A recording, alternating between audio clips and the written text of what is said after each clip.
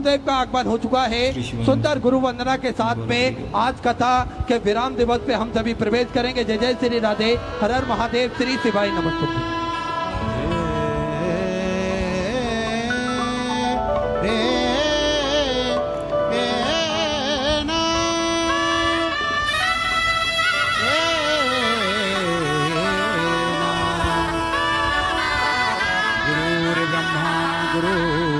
विष्णु गुरुर्देवो महेश्वरा, गुरुर् साक्षात् परब्रह्म,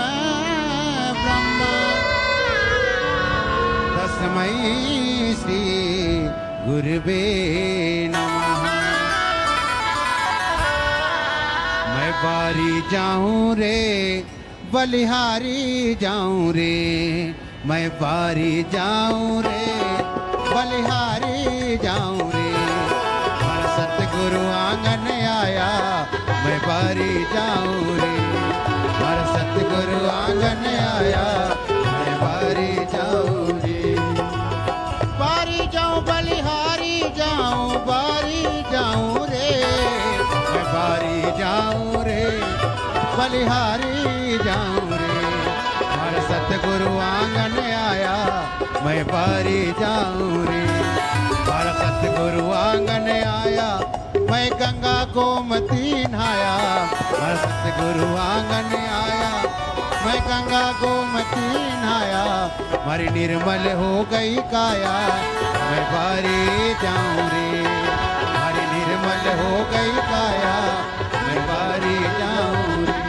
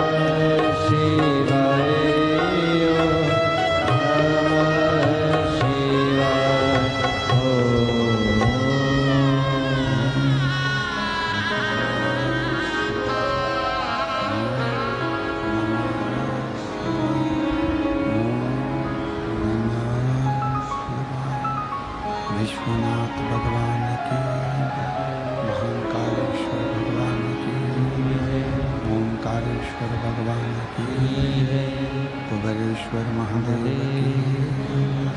हर हर महादेव, हर हर महादेव, हर हर महादेव। काशी श्री शिवाय नमस्ते। विश्वनाथ उगड़दानी त्रिकालदर्शी कैलाशी अविनाशी भगवान शिव, जिनकी पुनित पावन पवित्र शिव महापुराण की कथा संपूर्ण विश्व के कल्याण हेतु, जगत के उद्धार हेतु बीजापुर महाराष्ट्र की ये पवित्र पावन भूमि, जहाँ भगवान शिव की अविरल सतत बहने वाली शिव महापुराण की कथा को श्रवण करने का सौभाग्य बाबा देवादिदेव महादेव की कृपा से आप और हमको प्राप्त हुआ। कथा के मुख्य यजमान श्री जीवनलाल जी, श्री रविंद्र कुमार जी संचेती, श्री विशाल जी संचेती, बेजापुर महाराष्ट्र। एक बार संचेती परिवार के लिए जोरदार ताली बजाकर उनका स्वागत करूंगा, जिन्होंने इस पवित्र पावन शिव महापुराण की कथा को आयोजित कर आप और हम सभी का कल्याण किया है। शिव कृपा जब होती है तो अनायास ही होती है।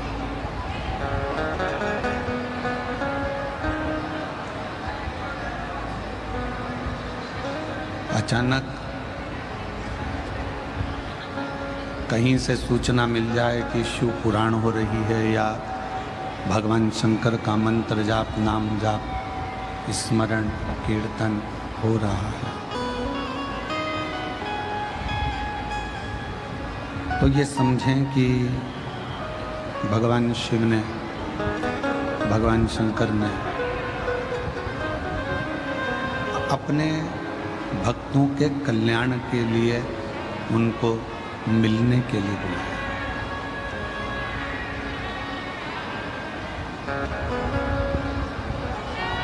एक शिव उपासक का सबसे बड़ा एक लक्ष्य होता है।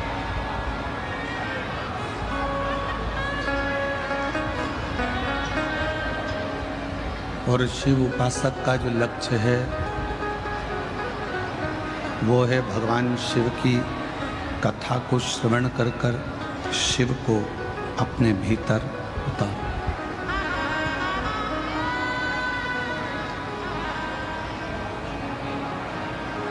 अब शिव को भीतर उतारना मतलब शंकर भगवान जैसे कैलाश पर रहते हैं और पूरा कैलाश शीतल है, ठंडा है, शांत।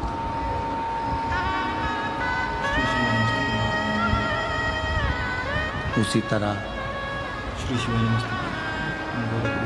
जैसे कैलाश शीतल है, ठंडा है, शांत है, तो शिव महापुराण की कथा भी ये कहती है कि जब हमारा हृदय, हमारा दिल, हमारा मन शांत रहेगा, शीतल रहेगा, स्थिर रहेगा,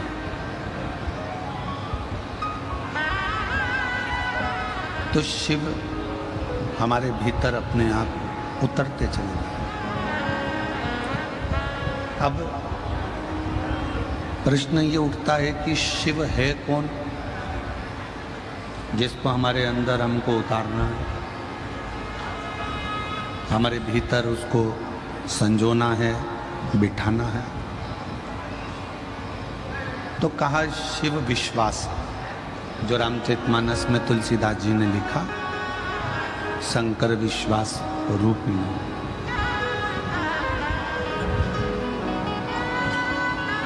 जिस दिन आपके भीतर ये विश्वास उत्पन्न हो जाएगा कि मुझे मंजिल तक पहुंचना है और उस मंजिल को कोई रोक नहीं सकता, फिर ये निश्चित है कि आप शिव रूपी विश्वास को प्राप्त कर कर अपनी मंजिल तक पहुंच ही जाओगे, उसे कोई रोक नहीं सकता।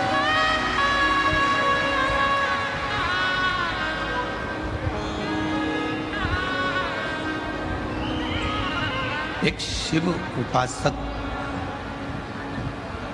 एक भगवान शंकर की आराधना करने वाला, जो शिव को एक लोटा जल चढ़ाने वाला, शिव की भक्ति करने वाला, शिव की आराधना करने वाला,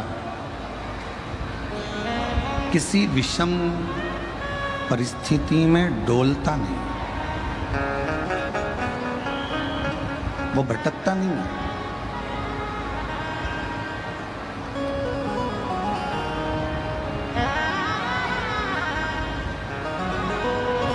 वो कहते हैं ना, जो महाकाल के पट्टे होते हैं,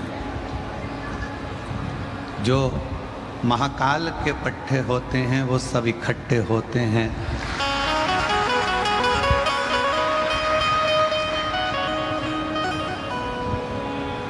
वो भटकते नहीं हैं,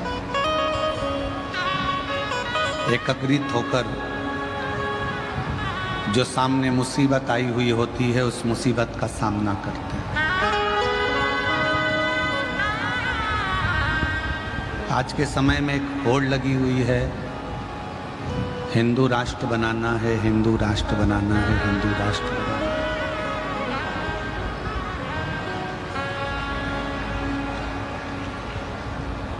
आज पूरे भारत में ये होड़ लगी है कि हिंदू राष्ट्र बनाना है,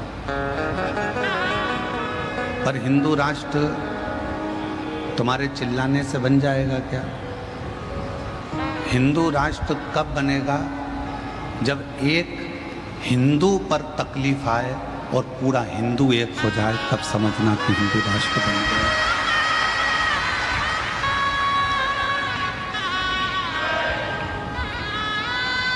हिंदू राष्ट्र तब बनेगा जब एक हिंदू पर दुख आए और सारा हिंदू एक होकर उस दुख का सामना करे। पर आज की स्थिति तो ये है कि जाति में बटा जा रहा है हिंदू, और हमारा तो शास्त्र कहता है, कबीर बाबा ने अपने दोहे में लिखा कि जात न पूछिए साधु की, पूछ लीजिए ज्ञान, और मोल करो तलवार का, पड़ी रहन दो म्यान। ये हमारे कबीर दास यहाँ जाति में नहीं बटकर एक होकर हम सब महाकाल के पट्टे हैं और हम सब इकट्ठे हैं। हम सब इकट्ठे, जितने शिव की आराधना करने वाले हैं, शंकर का स्मरण करने वाले हैं, शिव की पूजन करने वाले हैं, शिव नाम को जपने वाले हैं, वो सब एकत्रित हो।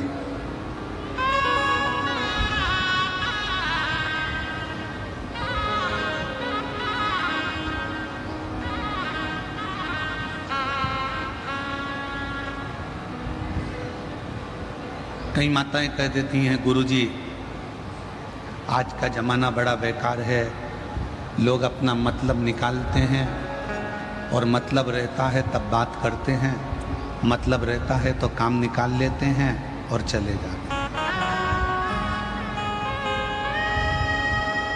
कई पुरुष लोग कहते हैं कि आज की दुनिया बड़ी मतलबी है, लोग अपना काम निकालते हैं तब याद करते हैं,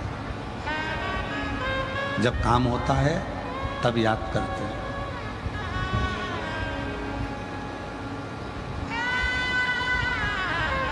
मेरे भाई,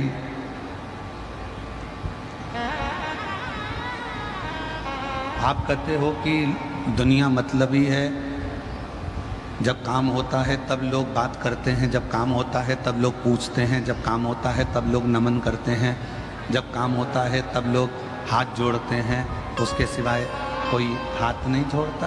हम भी मानते हैं कि दुनिया मतलबी है, माना।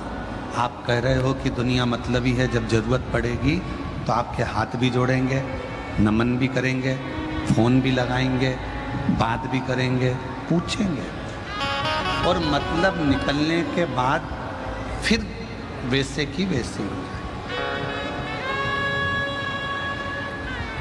पर एक बात कहें, माना कि दुनिया मतलबी है और वो आपका बात जब करेंगे जब उनको ज़रूरत है तुम्हारी, फ़ोन जब लगाएंगे जब ज़रूरत है तुम्हारी, काम निकलने के बाद कोई फ़ोन नहीं लगाएगा। पर एक बात तो विचार करो, स्वेटर की जरूरत कब पड़ती है? जम के बोलो, हैं? आवाज नहीं आई। स्वेटर की जरूरत कब पड़ती है? ठंड में। 12 महीने स्वेटर पहनते हो क्या? नहीं। बैंक में रखे हुए पैसे की जरूरत कब पड़ती है? जब तुमको कोई अर्जेंट काम है। में रखी हुई ज्वेलरी, हीरे के कुंडल की जरूरत कब पड़ती है? जब तुम्हारे यहाँ कोई फंक्शन हो। सोने की रकम की जरूरत कब पड़ती है? जब तुम्हारे यहाँ कोई अच्छा आयोजन हो। ठंड पड़ने पर स्वेटर याद आता है, जरूरत पड़ने पर हीरे के कुंडल याद आते हैं, फंक्शन होने पर सोना याद आता है। तो कोई अगर आपको याद कर रहा है काम निकालने के लिए भी, उसका काम निकालने के लिए भी अगर याद कर रहा है और फोन लगा रहा है, तो ये समझ लेना कि तुम वो डायमंड हो जो टाइम टाइम पर काम आते हो।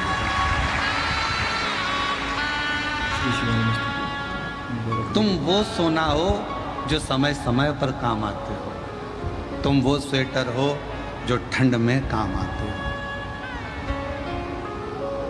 फिर दुनिया तुम्हारे से मतलब निकाल कर भले आपको भूल जाए, फिर जरूरत पड़ेगी फिर याद करेंगे।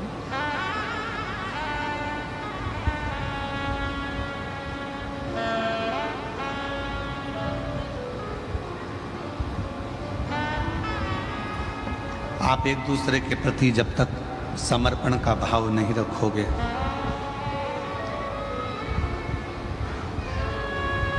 एक दूसरे के प्रति शुद्ध भाव नहीं रखोगे, तो बताओ हमारा राष्ट्र कैसे मजबूत हो? यहाँ आज के ज़माने में तो लोग एक दूसरे से नफरत कर रहे हैं।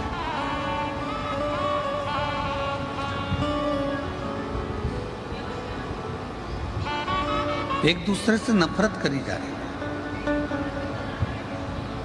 संत संत से, मठाधीश मठाधीश से, पीठाधीश पीठाधीश से, महंत महंत से, ब्राह्मण ब्राह्मण से, साधु साधु से, वक्ता वक्ता से, कथाकार कथाकार से,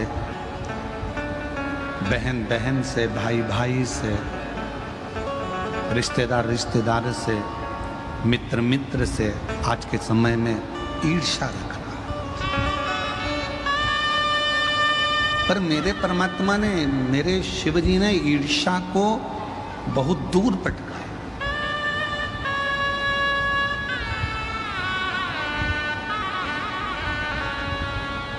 बेलपत्र का वृक्ष हमको ये सीख देता है कि उसमें कांटे भी होते हैं, उसमें फल भी होते हैं, उसमें फूल भी होते हैं, उसमें जड़ भी होती है और उसमें पत्ती भी होती है।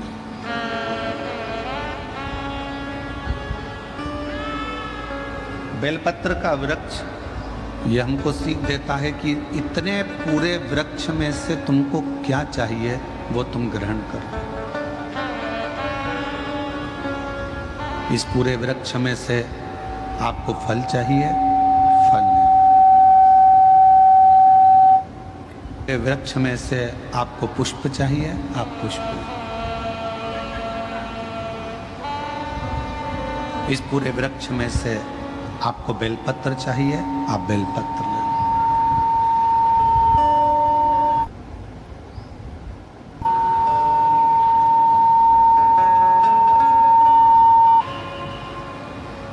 बेलपत्र के वृक्ष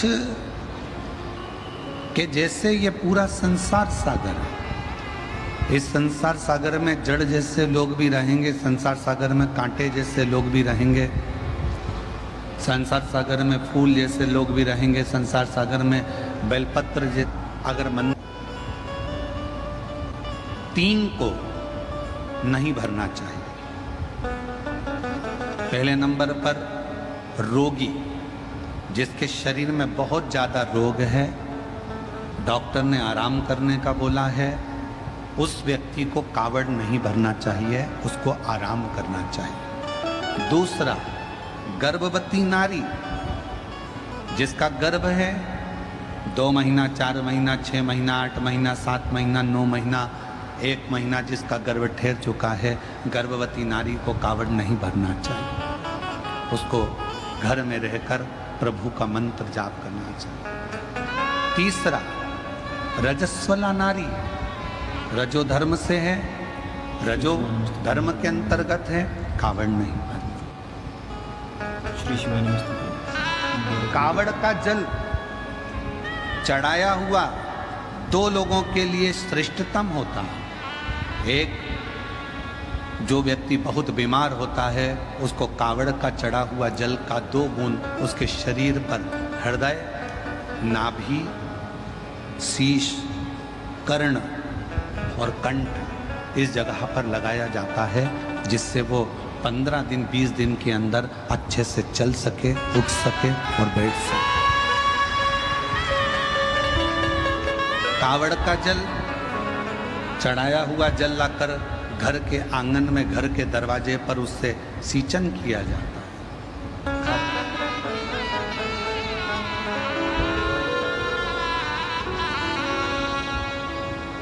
अब कई लोग कहते हैं गुरुजी, मान लो गर्भवती नारी है या बीमार व्यक्ति है तो कावड़ अगर हम जल चढ़ाएं तो क्या कावड़ के डंडे का, कावड़ के कलश का, लोटे का या कावड़ के जल का स्पर्श उस नारी से, उस व्यक्ति से, बीमार व्यक्ति से करा सकते हैं? स्पर्श छुआने में, स्पर्श कराने में दिक्कत नहीं। गर्भवती नारी है, हाथ लगाकर कहे ये जल बाबा को चढ़ा देना। कहाँ जा रहे हो? सीहोर या पास के मंदिर में ये चढ़ा। बुजुर्ग है, बहुत बूढ़ा व्यक्ति है, चलते नहीं बन सकता, बीमार है, घर में आराम करे, कावड़ यात्रा में ना जाए।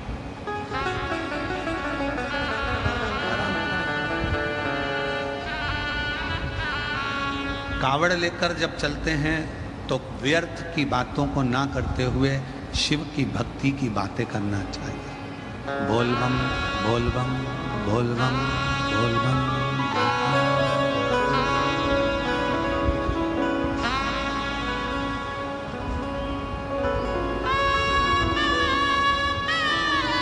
स्मरण मंत्र का जाप करते रहो।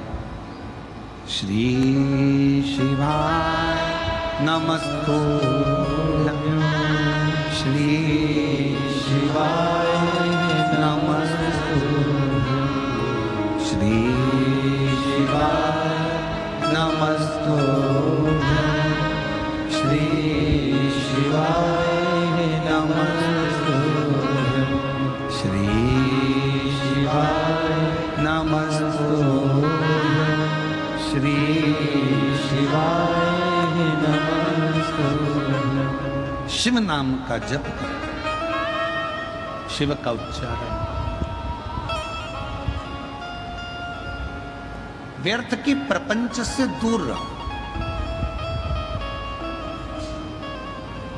हम तो यहां तक कहेंगे, जो लोग गुरु पूर्णिमा अवसर पर 5 दिन की शिव पुराण सुनने के लिए 5 तारीख से 9 तारीख तक सीहोर आ रहे हैं, 10 तारीख को गुरु पूर्णिमा हो जाएगी, 10 तारीख से ही 11 तारीख से श्रावण चालू हो जाएगा। हम तो इतना सा निवेदन करेंगे कि आप लोग जब तक कुबेरेश्वर धाम में 2 दिन, 5 दिन, 7 दिन, जितने दिन रहो और कावड़ का जल भी अगर आप चढ़ाओ तो आपके भीतर शिव नाम का उच्चारण होना चाहिए, शिव का स्मरण होना चाहिए।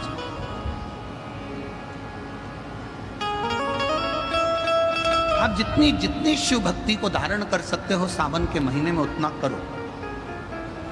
और मेरा निवेदन सभी मेरी जीजियों से, मेरे जीजाओं से, मेरी बेटियों से, बेटाओं से, मेरी माताओं से, श्रावण के महीने के जितने सोमवार रहें, प्रत्येक सोमवार को शंकर जी का अगर मंदिर जा सको तो ठीक है, ना जा सको तो शिखर का दर्शन, और वो भी ना कर सको तो अपने घर में जो शिवलिंग है उस पर 3 बार, 3 छोटा सा लोटा ले लो, बड़ा लोटा ले लो, कैसा भी 3 बार शिव जी का नाम लेकर 3 बार जल को अवश्य चढ़ाओ। जितने सोमवार पड़े श्रावण के महीने में आप 3 बार भले 1 लोटा जल है, उसी को रोक रोक कर 3 बार चढ़ाओ, और 3 बार चढ़ाओ।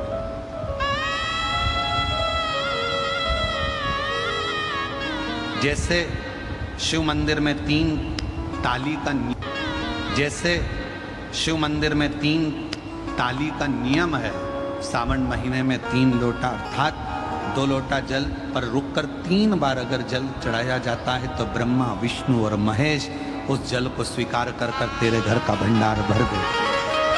3 बार जल अवश्य। त्रिगुणाकार, त्रिनेत्रधारी, त्रिशूलधारी, त्रिपुंडधारी मेरे भगवान त्रिलोकी के नाथ के लिए सावन के महीने में 3 बार जल चढ़ाया हुआ हमारे को 3 लोकों का राज्य प्रदान कर देता है।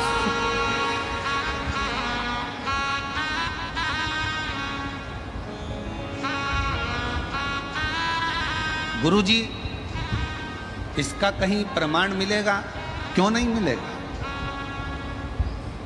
सुशीला की कथा का स्मरण करिएगा। सुदामा जी, ब्राह्मण सुदामा जी भगवान की अविरल भक्ति में डूबे रहते थे। सुशीला सुदामा जी की धर्म पत्नी भगवान की शिव की भक्ति में डूबी रहती थी, शिव की आराधना।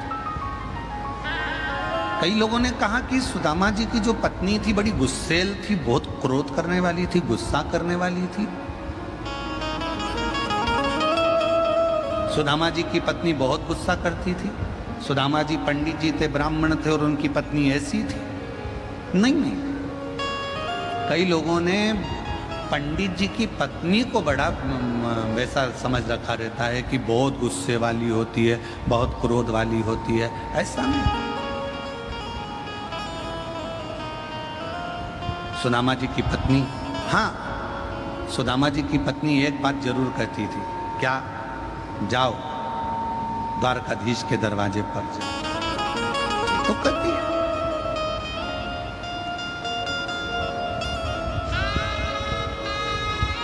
तुम कहते हो कि तुम्हारा मित्र है सुदामा जी, आप कहते हो आपके मित्र हैं कृष्ण, तो आप जाओ उनसे जाकर अपने मन की दशा को।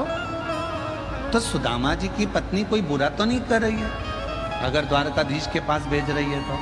तुम सबसे तो अच्छी है सुदामा जी की पत्नी। तुम तो अपने पति से रोज सुबह से उठते से कहती है जाओ दूध की थैली ले आओ, जाओ सब्जी ले आओ, जाओ ब्रेड का पैकेट ले आओ, जाओ ये सामान ले आओ। तो सुदामा जी की पत्नी तो तुमसे भी अच्छी है। कम से कम सुबह से उठकर ये तो कहती है कि द्वारकाधीश के दरवाजे पर जाओ, भगवान की चौखट पर जाओ, भगवान के दरवाजे पर जाओ।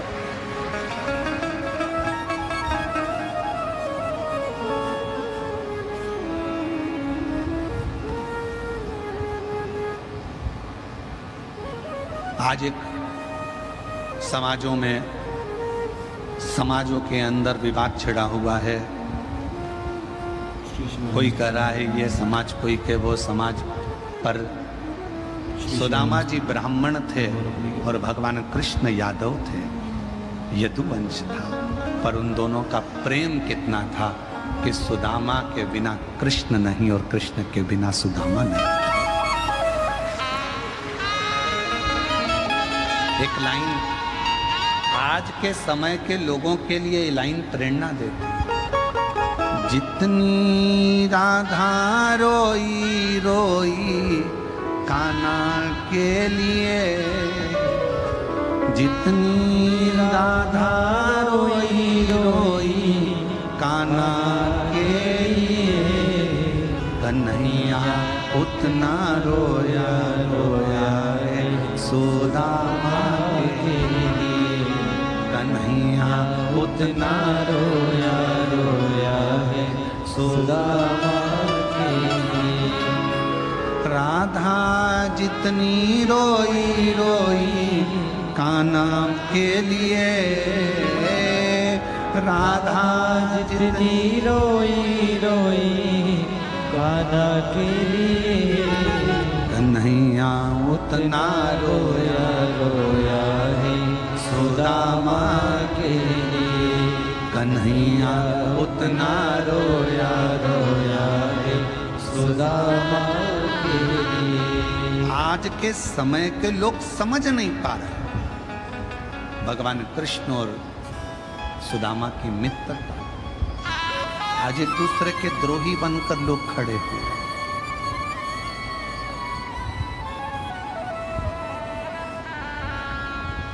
द्रोही बना दिया आज के जमाने में।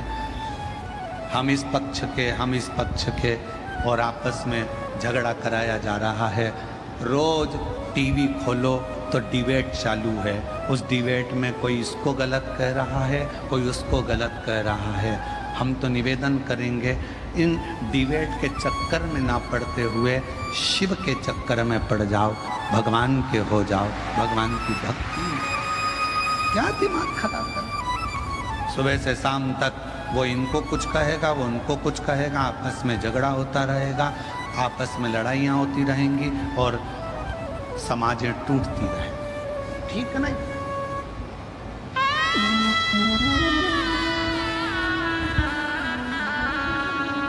हमको एक गीत की पंक्ति याद आ रही है। ज्योत से ज्योत जलाते चलो, ज्योत से ज्योत जलाते चलो, प्रेम की गंगा बहाते चलो, प्रेम की गंगा बहाते चलो। राह में आए जो दीन दुखी, राह में आए जो दीन दुखी, सबको गले से लगाते चलो, सबको की गंगा लगाते चलो, प्रेम की गंगा बहाते चलो, ज्योत से ज्योत जलाते चलो, प्रेम की गंगा बहाते चलो। खूब खूब कोई कुछ भी कहे पर आपका प्रेम खत्म मत होने दो। श्री शिवाय नमस्ते। समाजों में टूट कर अपने प्रेम को बर्बाद मत होने दो। बहुत हो गया प्रेम से।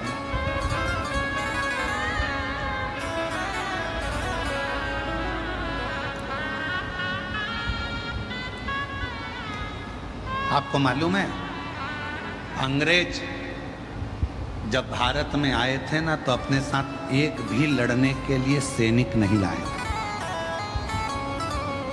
एक भी सैनिक अंग्रेज अपने साथ युद्ध करने के लिए, भारत को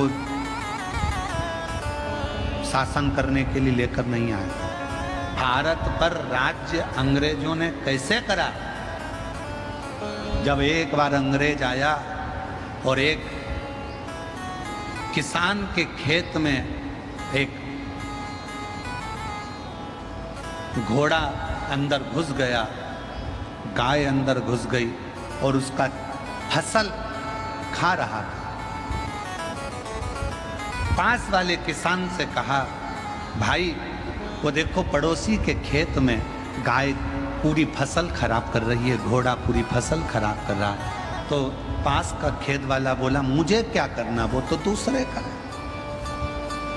मुझे क्या करना, वो तो दूसरे।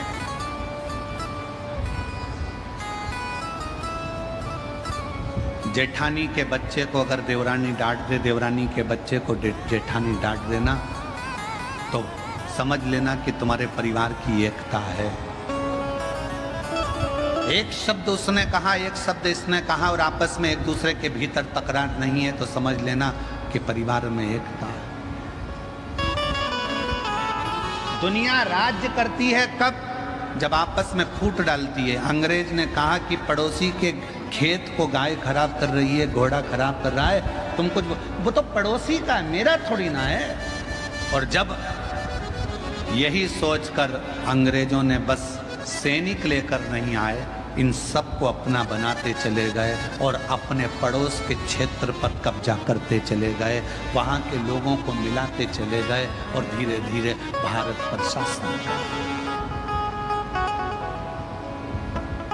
सावधान, घर में अगर 10 सदस्य रह रहे हो, परिवार का मतलब होता है परवाह करने वाला व्यक्ति। परिवार का मतलब ये नहीं कि केवल मेरी बहू, मेरा बेटा, मेरा बच्चा, मेरा पति, मेरा देवर, मेरा जेठ, मेरा ये, मेरा वो, ना। परिवार का मतलब होता है अपने परिवार के अंदर जितने सदस्य रह रहे हैं, जितने सदस्य चार दीवारी के अंदर रह रहे हैं, वो सब परिवार के सदस्य हैं। और परिवार का मतलब है परवाह करने वाले होना चाहिए। अगर परवाह करने वाले नहीं तो उस परिवार का कोई मतलब नहीं। दुख परिवार के एक सदस्य पर आया है तो सारा परिवार उस दुख को झेलने वाला होना चाहिए। सुख एक पर आया है, पूरे परिवार में खुशी होना चाहिए। आज लोग कहते हैं कि शिव पुराण में इतनी भीड़, पुराना इतिहास लोगों ने निकाला, कथाओं का इतिहास निकाला, कथाओं का इतिहास निकाला तो ऐसी भीड़ पूरे विश्व में कभी जिंदगी में नहीं रही जो शिव महापुराण की कथा में भारत के अंदर ही नहीं विदेश में भी लोग सुन रहे हैं।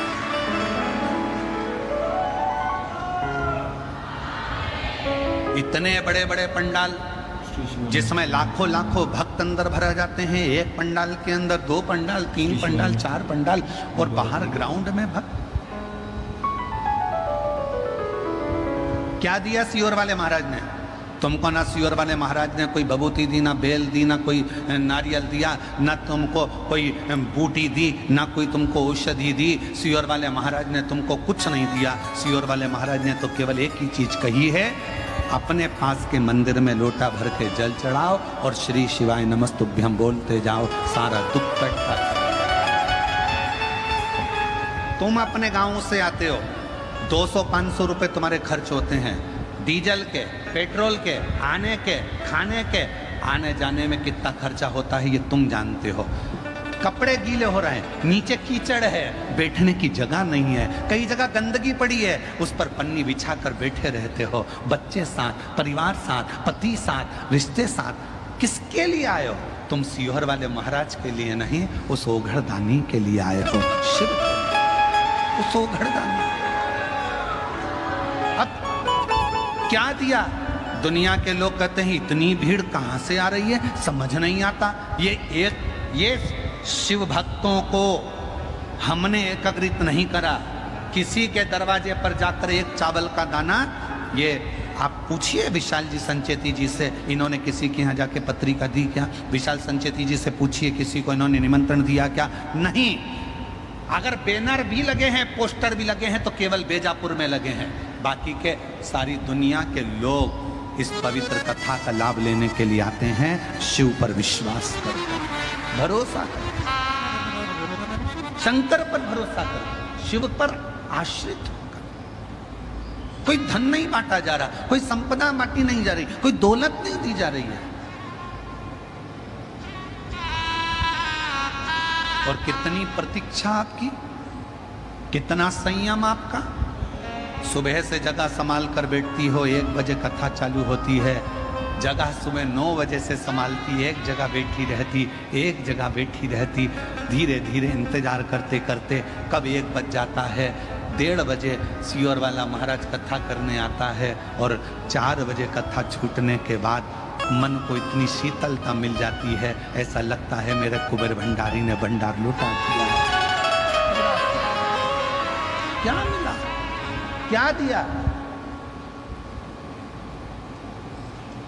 क्या प्रदान किया? कुछ। पर आपका चढ़ाया गया 1 लोटा जल, आपकी सुनी हुई शिव महापुराण की कथा और आपका मुख से निकला श्री शिवाय नमस्तुभ्यम, इन पत्रों के ढेर, ये पत्रों के ढेर देखिए जरा।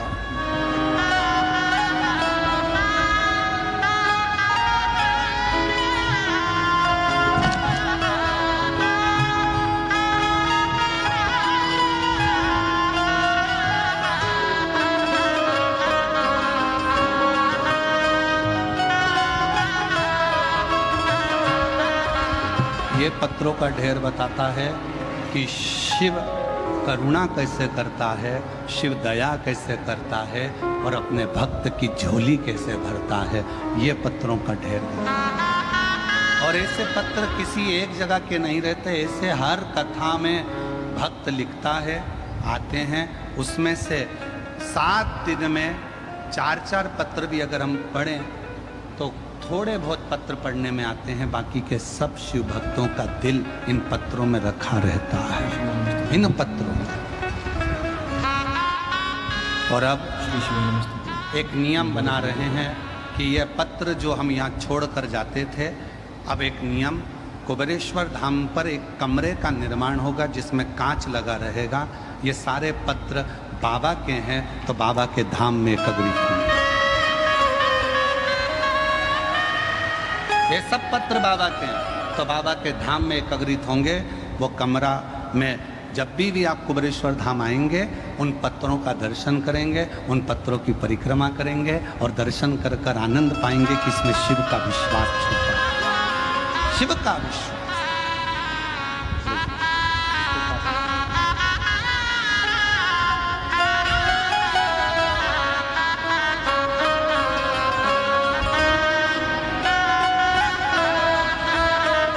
शिव पर आश्रित था और ये प्रेम है, केवल प्रेम और कुछ भी नहीं। ना कोई दिखावा है, ना कोई हम यहाँ कोई आडंबर है, ना कोई कुछ है। यहाँ तो केवल एक शिव की भक्ति है और कुछ भी। राह में आए जो दीन दुखी, राह में आए जो दीन दुखी, सबको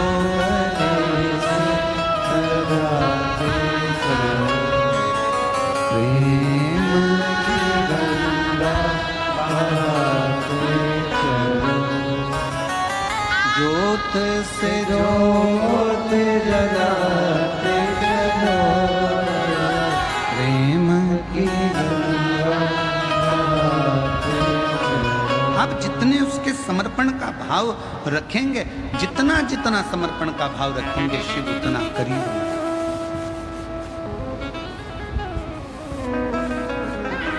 कहां से आते इतने शिव भक्त, कहां जाते इतने शिव भक्त? कहा शिव के भक्त आते भी शंकर के लिए हैं, गाते भी शिव नाम है, और आखिरी में झोली भरकर इतना बटोर कर ले जाते हैं कि बाबा के धाम में आकर फिर कोई कथा में 3 महीने के अंदर पत्र लिख कर भेज देते हैं कि मेरे को बाबा ने दिया, मुझे मेरे बाबा ने दिया, मेरे कोई दूसरा क्या दे। अब दुनिया के लोग सीख गए।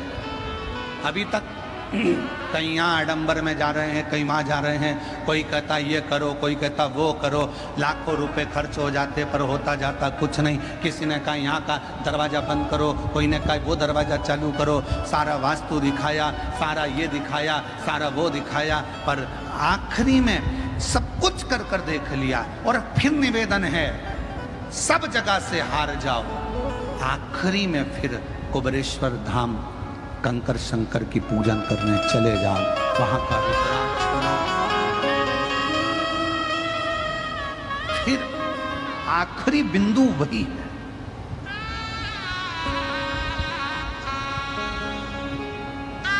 आखिरी बिंदु फिर बस वही, उसके सिवा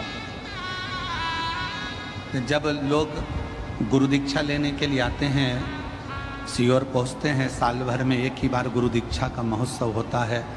गुरु दीक्षा के लिए जब लोग पहुंचते हैं तो पूछते हैं कि हम वो गुरुजी करे थे उनने ये दिया था, वो गुरुजी करे थे उनने वो दिया था, आपने क्या दिया? हमारे यहाँ तो केवल एक ही चीज़ मिलती है, वो शिव का एक स्वरूप है रुद्राक्ष, वही रुद्राक्ष की माला कंठी दे दी जाती है, शिव नाम दे दिया जाता है, भगवान का भजन कर लिया जाता है। कोई आडंबर, कोई दिखा, केवल शिव नाम शंकर को जपो, भजो, स्मरण करो, जितना कर सकते हो मंत्र जापो। और उसका फल ये पत्र में कहा,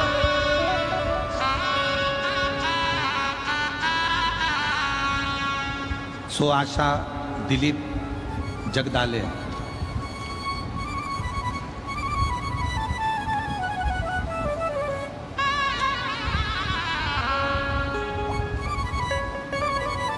सो आशा दिलीप जगदाले, गांव क्षेत्र निवास, जिला अहिल्यानगर, महाराष्ट्र से हूँ। मैं बाबा का बखान शब्दों में नहीं कर सकती। मेरा बेटा नीट की तैयारी कई सालों से कर रहा था। असफलता हाथ लगती थी, दूसरे प्रयत्न में भी उसको यही लगा। आखिरी में मैंने अपने बेटे से कहा कि बेलपत्र पर शहद का उपाय कर, भोले बाबा की कृपा से तुझे मिलेगा जरूर। और बाबा की ऐसी कृपा हुई, मेरा बेटा शिव की कृपा से, शंकर की करुणा से कावड़ यात्रा का, सीहोर का स्मरण करा और आज बेटे ने नीट क्लियर कर लिया। गवर्नमेंट मेडिकल कॉलेज में नागपुर में चौथे ईयर का MBBS कर रहा है। मैं बाबा को यहाँ प्रणाम करने के लिए आई हूँ। गुरुदेव, सीहोर के रुद्राक्ष का मैं क्या महत्व बोलूं?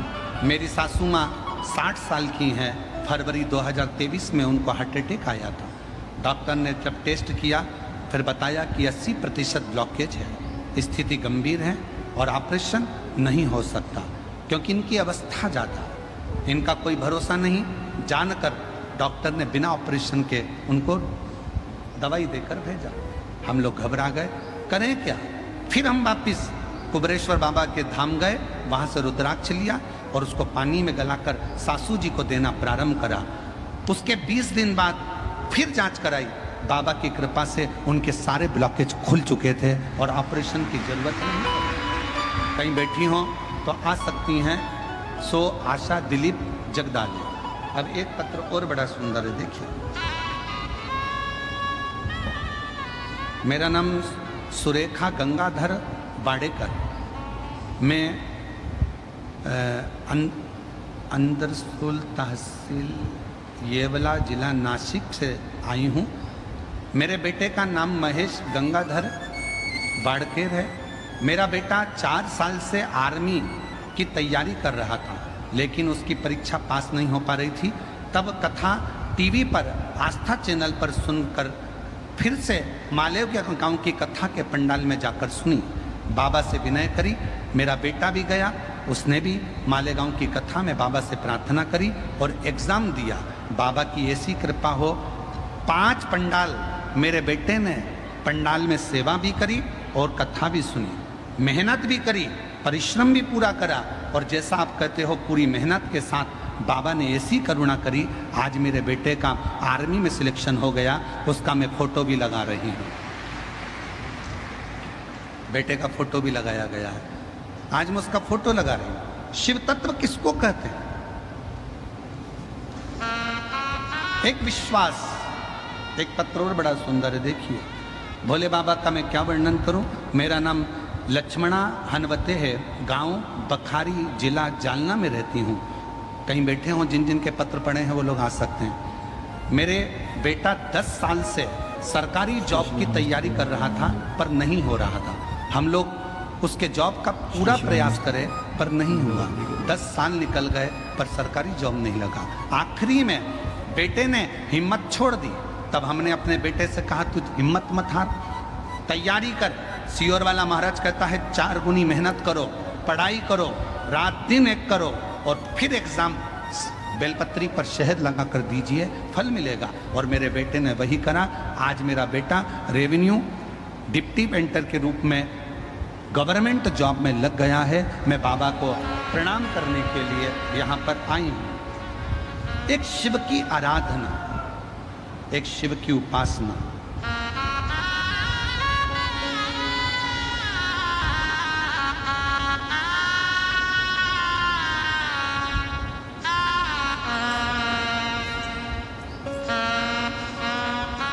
जो जैसी भावना लाए वो वैसा ही फल पाए। नहीं खाली उसे लौटाया वो मन ही मन हर्षाया। दिया माला माल काशी वाले ने लुटा दिया भंडार काशी वाले ने कर दिया माला माल काशी वाले ने लुटा दिया भंडार काशी वाले ने। शिव की आराधना करो, शिव की उपासना करो, कावड़ भी चढ़ाओ शिव नाम से। कुबेरेश्वर धाम कथा सुनने के लिए भी गुरु पूर्णिमा पर आ रहे हो, बाबा के भरोसे बाबा का नाम लेकर स्मरण करो शिव नाम से। 1 बजे से 4 बजे तक कथा जो आप 5 तारीख से 9 तारीख तक सुनेंगे उसमें शिव नाम जपो। सावन के महीने में जब कथा सुनो तो ये विचार करना कि मैं जहां बैठकर सुन रही हूं वो पंडाल ही है। शिव भक्ति, शिव का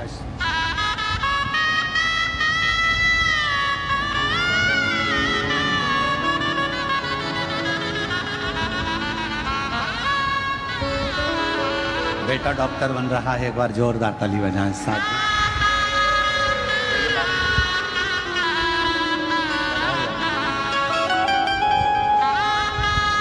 शिव नाम करता भगवान शंकर का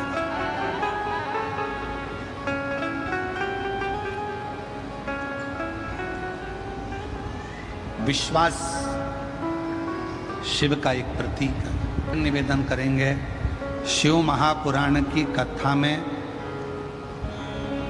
भीड़ बढ़ाने बिल्कुल मत जाओ।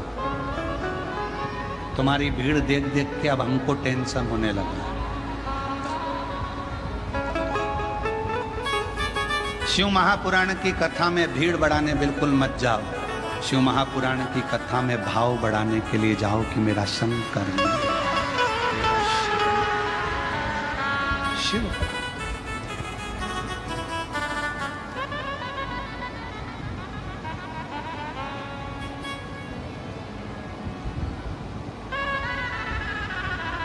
कई लोग कहते हैं शिव पुराण की कथा कौन करवा सकता, हम फिर कह रहे हैं शिव पुराण की कथा शिव के सिवा कोई नहीं करवा सकता। कोई जा पर कृपा राम की होई, जा पर कृपा करे शिव के सिवा। इतने लाखों लोगों का भोजन भंडारा, लाखों लोगों के बैठने की व्यवस्था, पानी की व्यवस्था, शौचालय आदि की व्यवस्था, बड़ा कठिन काम है। बहुत शिष्य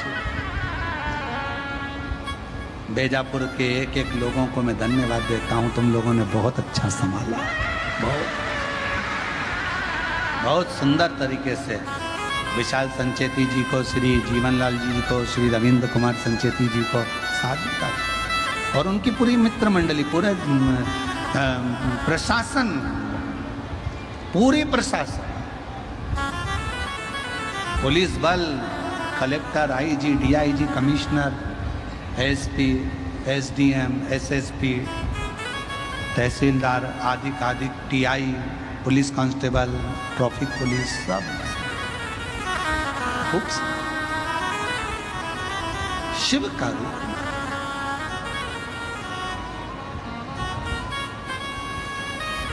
मंथन होता है ना जब समुद्र का, उसमें से माणिक मोती भी निकलते हैं, उसमें से औषधि भी निकलती है, उसमें से रतन भी निकलते, उसमें से माँ लक्ष्मी भी निकलती है और उसमें से गौ माता भी निकलती है और विष भी निकलता है और अमृत भी निकलता है।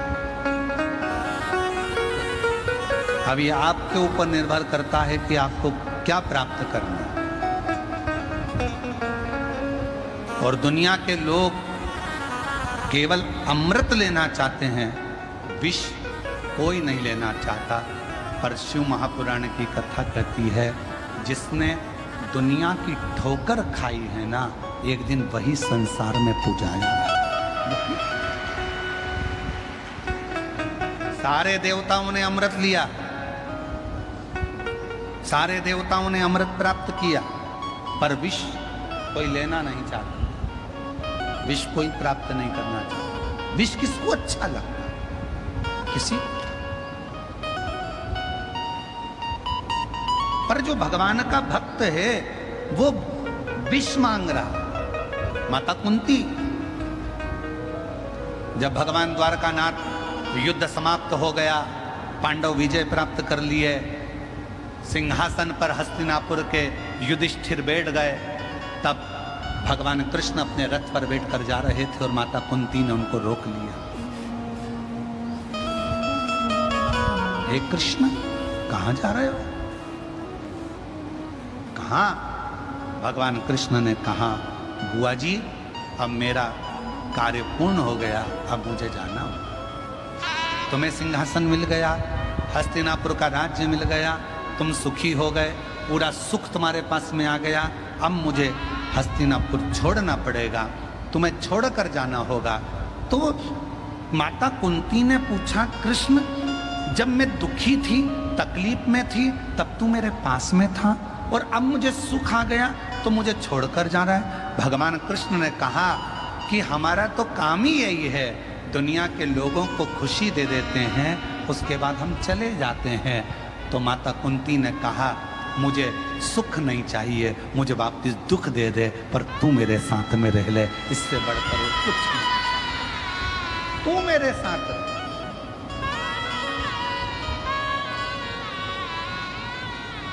कई लोग कहते हैं, गुरुजी आपको वो गाली दे रहा था, गुरुजी उसने आपको ताना दे दिया। कई लोग कहते हैं, गुरुजी उसने आपको गालियां दे दी, उसने ऐसा कर दिया, सोशल मीडिया पे डाल दिया, ये कर दिया। अरे भाई, प्रसन्न होना, खुश होना कि मेरे शंकर भगवान दुख देकर मुझे अपने गले लगाना चाहते हैं, तकलीफ देकर मुझे अपना बनाना, वो मुझे अपनी ओर खींच रहे हैं कि वो बैठा है जवाब देने के लिए, तुझे नहीं देना। तू इतनी स्माइल, तू अपना स्माइल, तू अपना प्रसन्नता, वो कहते हैं ना, तू अपना एक लोटा जल बरकरार रखना, वो तेरा जलवा बरकरार रखेगा।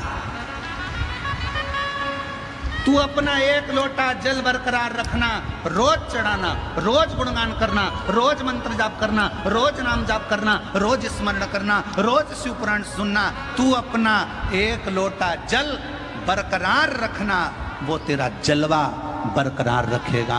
पीछे मत हटना, तू उसका स्मरण करते, भजन करते, मंत्र जाप करते, नाम जाप करते। राह में आए, बेटे की सरकारी नौकरी लगी है, एक बार जोरदार ताली बजाओ। राह में आए जो दीन दुखी, सबको गले से लगाते चलो, प्रेम की गंगा बहाते चलो, ज्योत से ज्योत जगाते चलो, ज्योत से ज्योत जगाते चलो, प्रेम की गंगा बहाते चलो, प्रेम की गंगा बहाते चलो। बेटे की मिलिट्री में नौकरी लगी, एक बार जोरदार ताली बजाएं साथ।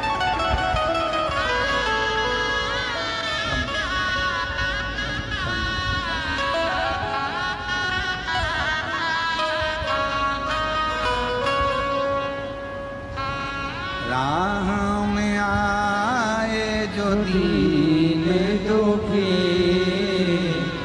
राह में आए जो दीन दुखी, सबको गले से लगाते चलो, प्रेम की गंगा बहाते चलो।